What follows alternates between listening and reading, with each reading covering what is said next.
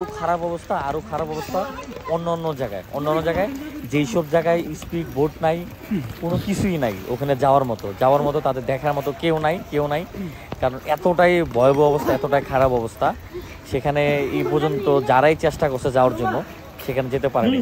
কারণ এখানে সবচেয়ে বড় সমস্যাটা সেটা হচ্ছে বোট, একটা স্পিড বোট, একটা ট্রলার, এগুলো কোনো কিছুই নেই, যার কারণে কিন্তু বাচ্চা থেকে শুরু করে বয়স্ক কাউকে কিন্তু উদ্ধার করা যাচ্ছে না ওখান থেকে।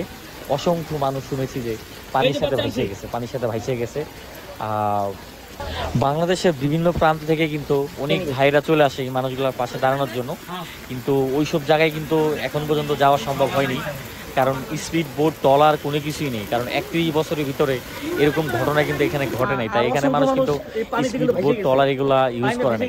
আর আরেকটা বিষয় হচ্ছে যে এই মানুষগুলো কিন্তু 12 ঘন্টা 14 ঘন্টা পানিতে ছিল, এক কাপড় বের হয়েছে। তা ঢাকা থেকে যারা আসবেন ভাই, অবশ্যই আপনারা শাড়ি কাপড় নিয়ে আসবেন, অবশ্যই তাদের জন্য লুঙ্গি গামছা নিয়ে আসবেন, অবশ্যই শীতের একটু কাপড় নিয়ে আসবেন। কারণ মানে শীতে কাতর হয়ে এই মানুষগুলা কাঁপাকাঁপি করে, কারণ এক কাপড়ে কিন্তু আইছে, এক কাপড়ে আপনার বের হয়েছে ঘর থেকে, কোনো কিছুই কিন্তু সাথে করে আনতে পারে নাই, যে কারণে কিন্তু মানুষগুলা কিন্তু মানে বিভিন্ন অসুস্থ হয়ে যেতেছে। বিশেষ করে মানে পানির যে চুলকানি থেকে শুরু করে আরও নানান রোগ কিন্তু এই মুহূর্তে দেখা যেতেছে।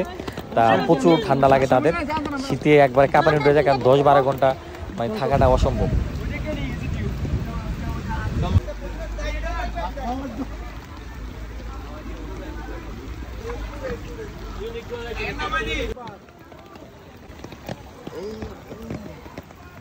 সামনে